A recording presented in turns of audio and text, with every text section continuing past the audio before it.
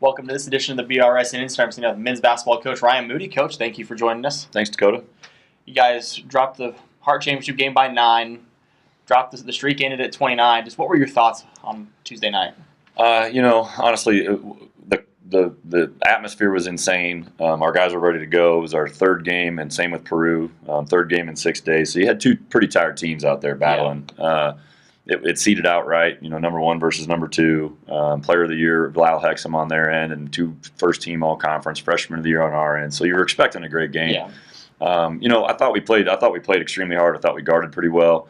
You don't stop Lyle Hexham. You try to just limit him as much as possible, and then hope the other guys don't go get to their numbers.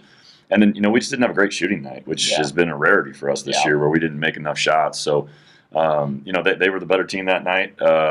The streak, came to an end. I don't know if that's a good thing or a bad thing, but we sure enjoyed it while it lasted. Does the streak ending alleviate maybe any pressure that would have been on the guys going into the national tournament? I don't know. I don't know if they felt pressure. The staff didn't. We didn't sense it from them, to be honest with you. I think they embraced it a little bit. Yeah. And of course, it's a little disappointing. You get used to that. You expect to win. But I thought that we handled it really well. A lot of people have asked me, how are we going to bounce back from the loss? And I think the bigger picture here thing out of this is we're athletes. Like we're used to losing and then getting back up, right? Yeah. What we're not used to doing is winning 29 games in a row. That's not normal, and I thought our guys handled it really well across the board as far as maintaining a really even keel and not getting too cocky and egotistical. So, I think we'll bounce back great and get ready for the national tournament. So you mentioned the atmosphere on Tuesday night. I've been here for 4 years. That's the craziest crowd I've seen at maybe any game on campus. Yeah, it was special. I want to say a big thank you to everybody, our students, the Benedictine community, the Atchison community. We were 6 deep, standing room only on one end, and we had fans sitting on the floor, and every seat in the building was full. It was so loud. That's super special, and we enjoyed playing in front of it. We were sorry the outcome wasn't what everybody came to see, but for us to put that on ESPN3 and to represent our school and our league that way, that's huge, and just a tip of the cap to everybody that got involved in that. It was super fun, best environment. I got a lot of emails after the fact from alums. That's how it was in the 60s when they were winning. And, those teams in the 60s that won national titles and got to the national tournament were very good. There was standing room only and lines to get in, and it reminded them a lot of that. And we were proud to get that feedback.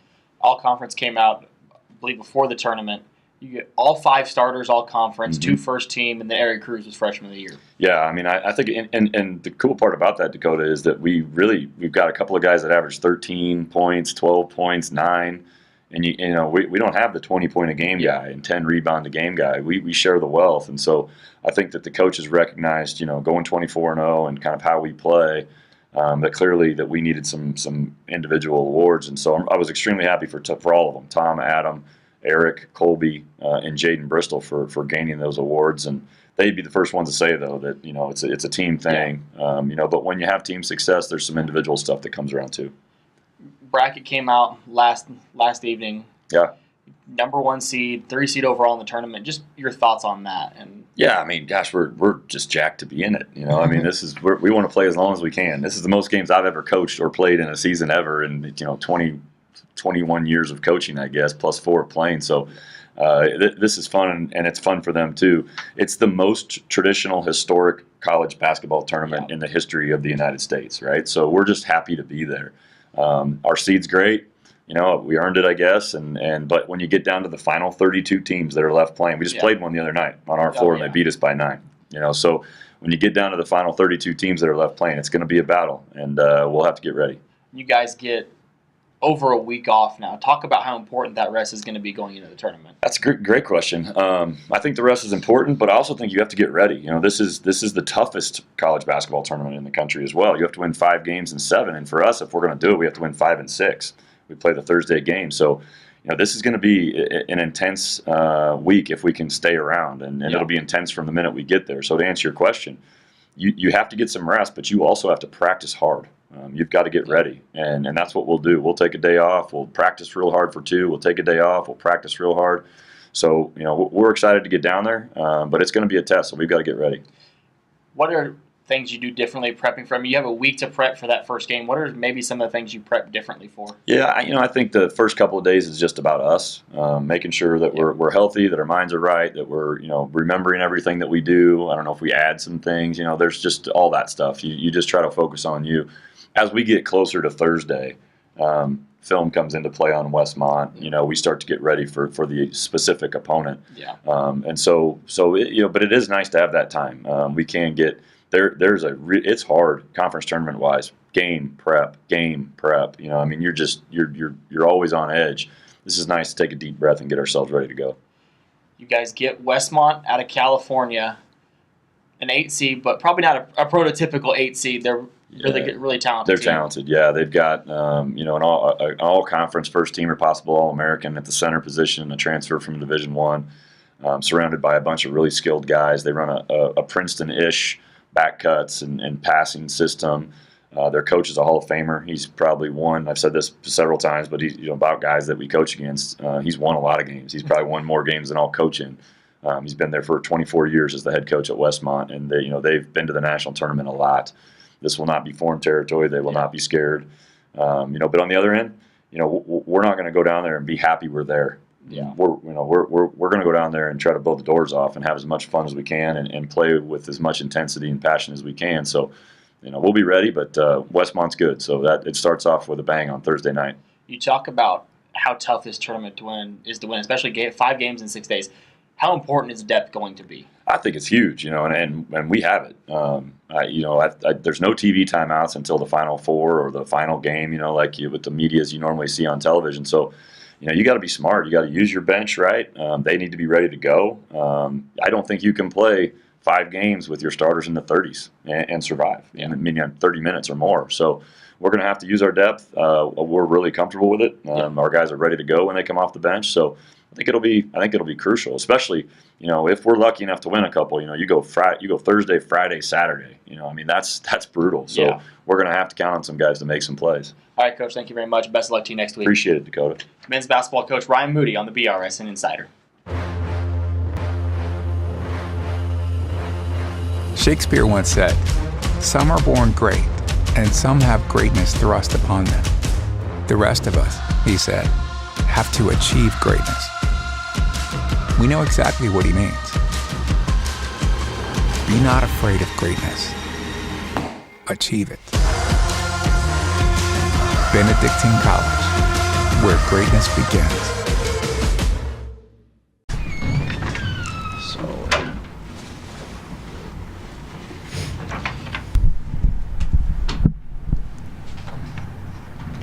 Back on the BRSN Insider, I'm sitting down with women's basketball coach Chad Folsom. Coach, thank you for joining us. Thanks for having me.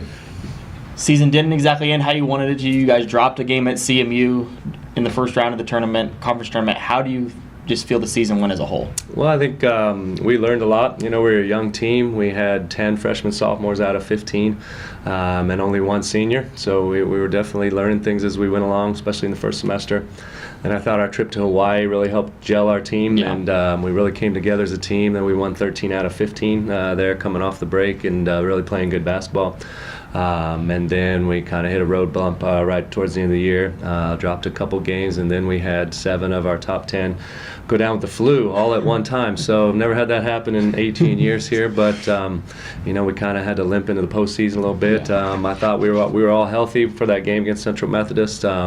However, perhaps being off for a week with everybody sick in bed didn't help us. We were up 6 going into the fourth quarter, playing pretty well down there, and then kind of the wheels fell off in the last quarter, and we couldn't handle their pressure very well, and they pulled away and got the W. So I thought we learned a lot though on the year, and definitely grew a lot as a team, and hopefully it'll set us up for the future. How difficult was it to manage those last couple games of the year being down so many players? It was interesting. We had going into that last game at William Penn, they're the conference champs, of course, and that was their senior night, and we went up there with 7 players. 3 of them really didn't play a whole lot all year. 2 of them were reserves, and 1 was a starter who had to play out of position. And then we also suited up our manager, who played in the last 2 games of the year and became eligible. So we were really undermanned up there. But I was proud of our effort, and the fact we went up there and competed and put a team on the floor was a good thing. So. You had 3 all-conference players, Lorena Thomas, Kayla Staley, and Skylar Washington. Just talk about how important those 3 were and how much the honor means. It's great. Loranda and Kayla were both second-team all-conference, and Skylar was honorable mention. Loranda really helped turn our team around. I feel like, as she got healthy and was able to play from Christmas on, really gave us a good floor leader, and she was one of the top shooters in the country. Actually, she was number 1 in the league in 3-point percentage and number 2 in the nation in 3-point percentage. So that really helped our 3-point percentage as a team. Kayla was just a strong inside presence all year. Good scorer around the basket. She probably led the league in charges taken. She's a good defensive player for us, and it's great to see both of them be honored. And then Skylar Washington, being a freshman, came off the bench for us, but was our 3rd leading scorer. Good 3-point shooter for us. To have her get that honor as a freshman is really great and something to build on for the future. You had a lot of, like you said, young players. How do you feel like they progressed throughout the year? Definitely grew and grew closer together as a team, and also I think started to learn what the college game's about. It takes a while to realize how fast it is and how much stronger the athletes are, and how much more intense every possession is. And I think we grew in that regard. We still have a ways to grow, continuing into next year, but a lot of them got a lot of valuable experience that should pay off going into next season. What do you feel like some of the key things were this year that you'll be able to carry on into next year? I thought defensively we played pretty well. We held teams a field goal percentage defense, 3-point percentage defense. We were up in the top 3 or 4 in the conference in that category. We rebounded the ball fairly well. We were number 2 in the league in 3-point percentage, so we actually shot the ball pretty well from 3. So I think, and like I said, just the experience of playing in college basketball and having that year under their belt. We played, at least 8 or 9 freshmen, sophomores were playing quite a bit. So we've got a lot of experience returning, and hopefully we can build on it going into next year. You only lose 1 player. How important is it, that experience going into next year, and you're basically playing with the same team minus 1? Correct. We got to be hungry going into next year because we fell short of our goals. So hopefully we have a great off season. We've got to really work hard in the weight room. Got to work hard on improving our individual skills so we can be better going into next year. Like you said, our freshmen will learn and know what it takes this summer on what they need to work on and improve on. And we're bringing in 1 or 2 players to help us going forward too. That hopefully will fit in the mix as well. Talk about your guys' off-season program and what you guys do during the off-season. Well, usually we're still playing right now, so this is new for us to not be playing. The national tournament's going on up in Billings, Montana. Yesterday and today are the first 2 rounds, so we've been there the last 4 years, and usually we're ending our season about the 20th of March. So this year is the first week of March, so we've actually been able to we're going to have a whole month here of being off, which will be good for several of them to get healthy and recover from some nagging injuries, and also give them a chance to just catch their breath, and be a college kid and focus on school and not have to worry about basketball a little bit. And then once we hit April, we'll get back in the weight room and kind of get ourselves geared up to getting our weight program going so they can carry that through the summer and into the fall, and then also getting some pickup in where they're getting up and down playing, just getting staying in shape a little bit. Recruiting load a little bit lighter this year, and with all the players you're returning, talk about how recruiting's gone for you. We signed a player early in October, Twyla Carasquillo from Verona, Missouri. She's going to be a big time player. She scored 2,600 points in her high school career, set her school record, set the record for both girls and boys, and in her school. And so we're counting on her to be able to come in and contribute next year. 5'10" guard.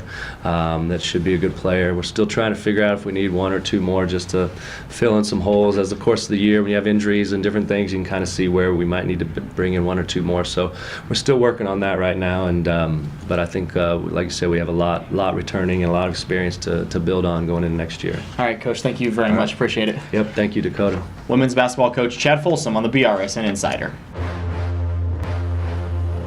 A wise man once said, "The world offers you comfort, but you were not made for comfort. You were made for greatness."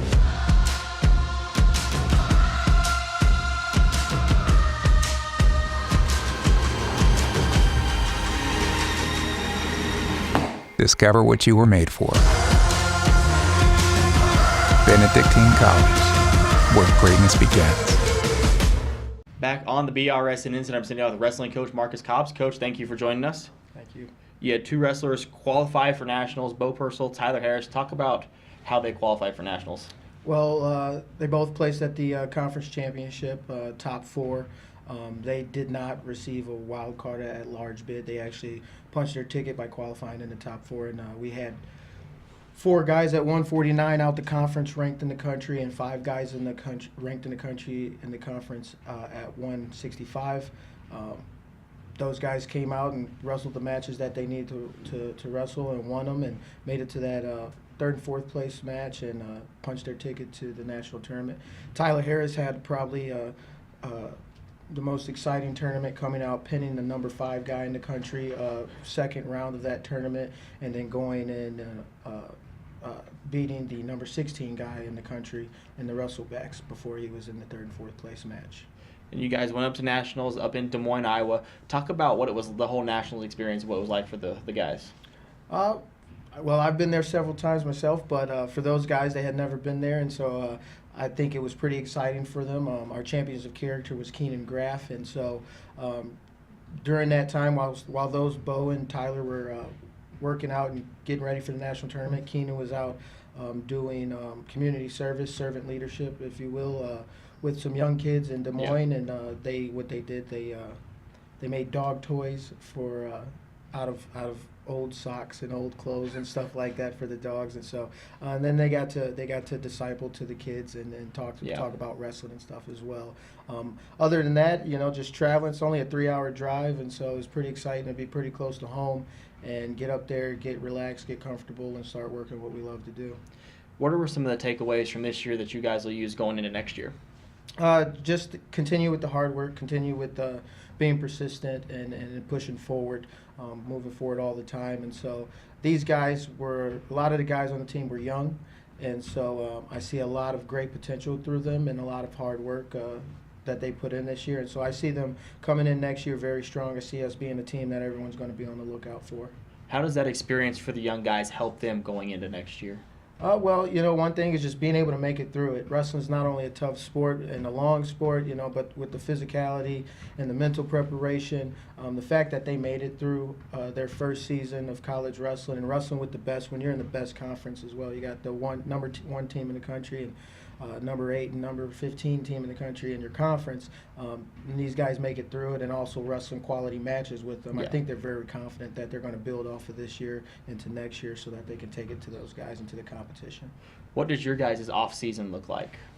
Well, they just got back from spring break, and so we've already started our strength and conditioning program, and so they'll work with our strength coach here at BC until school's out. They'll leave with a strength and conditioning summer program that's about 14, 15 weeks long. Nothing too crazy, but it'll definitely keep them in good shape to come in for next season. Along with that, I got quite a few guys that are looking to do some freestyle and Greco wrestling this summer as well. So what goes into all of that? The freestyle and Yeah, Greco. yeah. Well, freestyle and Greco is just the international style of wrestling. Yeah. Here in college, we wrestle folk style, which is American style of wrestling, and so they would enter themselves into some open tournaments and give themselves a chance to maybe one day and hopefully make the U.S. national team. What we talked about right before we came on about how different states do high school wrestling. So how does that make the recruiting process for you? How difficult does it make the recruiting process? Well, not too difficult, but I mean, you get kind of, I guess, antsy because you want to sign kids, especially when you're looking at other teams in your school signing. You're looking at basketball or football signing guys. With that being said, those seasons end different compared to wrestling. As you can see, Missouri State Tournament just ended a month ago. Yeah.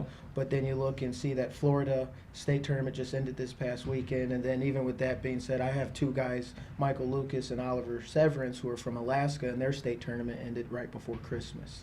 And so just knowing when those state tournaments end and being able to talk with those coaches, a lot of kids don't look to sign until April anyway. Yeah. How's the recruiting class shaping up for you guys? It's looking good. Got a lot of quality guys coming in, a lot of guys excited to be a part of this program. But not only that, we got a lot of guys that I think are going to make some immediate impacts next season. All right, Coach, thank you very much for joining us. Thank you. Thanks for having me. Connecticut College Wrestling Coach Marcus Cobbs on the BRSN Insider.